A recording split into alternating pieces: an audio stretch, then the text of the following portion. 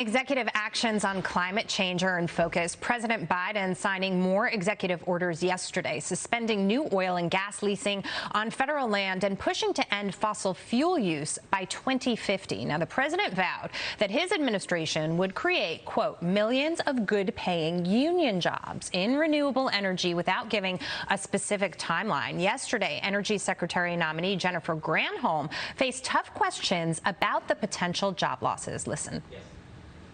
I'm just curious how a long-term ban consistent with the president's goal of unifying our country and putting Americans back to work. I think the president's plan of building back better, which would create more jobs in energy, clean energy, than the jobs that might be sacrificed.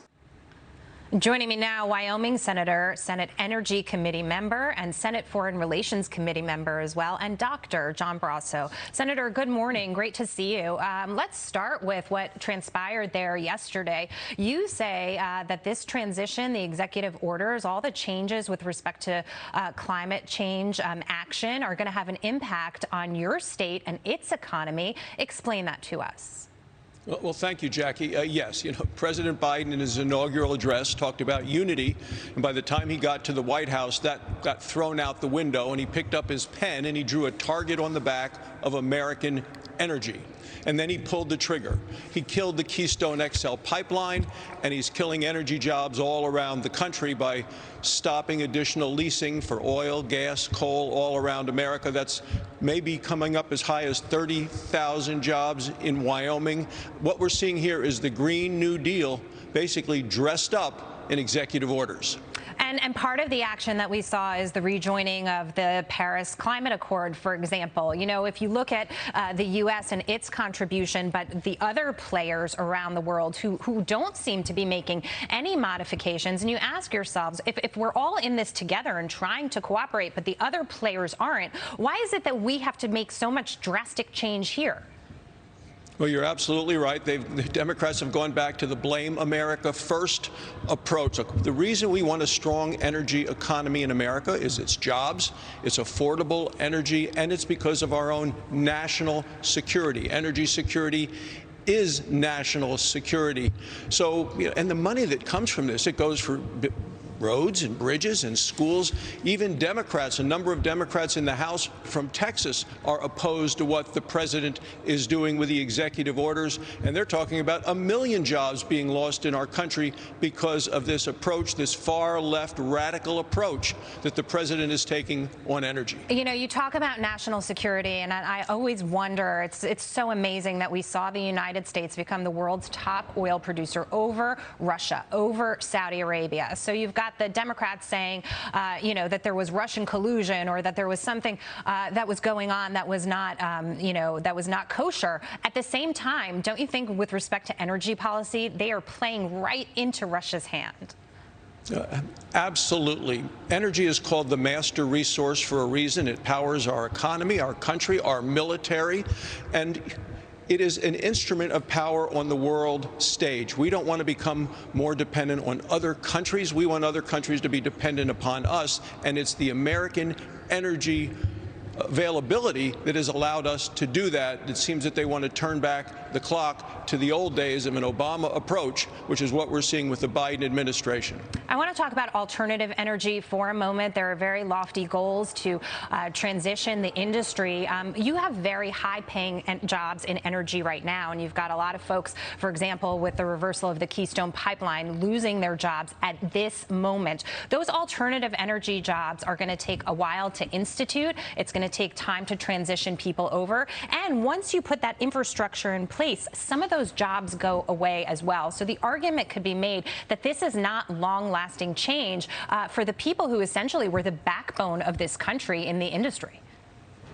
You're absolutely right, Jackie. We need all of the energy. We need the renewables, but we also need the oil, the gas, the coal, the uranium for nuclear power. We need it all. And I know John Kerry said, well, some of these folks can make solar panels. Anybody who believes that we're going to power this country and this economy with solar panels and wind turbines, they have to believe also in the Easter Bunny and the Tooth Fairy. John Kerry mentioned the fact that he thinks that some people have the narrative wrong when it comes to what's happening with energy. And then also you had President Biden yesterday reiterating his proclamation, if you will, that the administration will not ban fracking. At the same time, you see some of the steps that they're taking with respect to holding off on permits for drilling of oil and gas. And you say to yourself, it looks like that's the direction that they're headed in.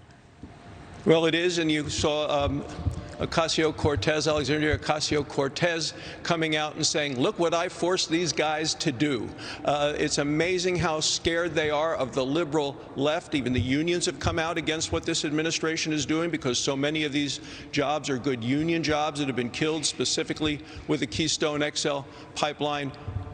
American energy needs to continue to play the role in the world that we have, and I'm going to continue to fight for that as a senior member of the Senate Energy Committee. And I brought this point up earlier, but I think it's so important because you just mentioned it. Is this President Joe Biden bowing to pressure from the extreme left that so many people said, look, folks, this is what's going to happen. He's not going to be able to toe a moderate line because he owes people things, and he's got an agenda to push here. Well, I think you're absolutely right, Jackie, and you saw Bernie Sanders just the other day said we're going to continue to push Joe Biden as far to the left as we can, and he seems to be going over the cliff of the left. Final point I want to make, because Maine Republican Susan Collins and Virginia Democrat Tim Kaine are drafting a resolution to censor former President Trump instead of impeaching him. This move is coming after 45 GOP senators voted for the measure, claiming that an impeachment trial against the former president would be unconstitutional. Senator, would you support a censure of former President Trump? Well, that's not what the House sent to the Senate. The House impeached the president, sent that to the Senate, and we are going to be holding a trial in the next week or two. I believe that's unconstitutional, and I'm one of the 45 Republican senators who voted to say exactly that. You cannot try a former president of the United States. You know, what we see is a partisan crusade against the former president. Even the Chief Justice of the Supreme Court is not showing up for the trial. There was a rush to judgment in the House. It was a snap impeachment, and I swore an oath to the Constitution, and I believe it's unconstitutional to do this to a former president of the United States. Senator, I also want to ask you a quick question on the vaccine rollout and the distribution. This is going to be so pivotal to getting the American economy back on track. The administration has set some goals here, and they're trying to move around. But within the states, there's so much waste, actually, and there's inefficiencies. How do you bring these two together? Well, first, Operation Warp Speed has been a tremendous success in developing 2 vaccines, not just 1, but 2 in less than a year. 1 million people a day are now having access to the vaccine. It is an amazing story, and as more people know of others who have gotten it, they're less of a wait and see, and they want the vaccine as well. The states need to know when the vaccines are going to arrive so that the appointments can be made, people can be lined up and ready to get the vaccine, and they have to know when that works. But in terms of some reluctance that people have previously had about the vaccine, you know, I'm a doctor. We saw the same thing with the polio vaccine years and years ago. I think more and more people are going to be willing to get vaccinated. We need to now get the shots in the arm, and it looks like we will soon have a 3rd vaccine, which is just a 1 shot, not 2 shots. We will be watching for that. So much to talk about this morning. Senator Barrasso, I really appreciate your time. Thank you. Thank you, Jackie.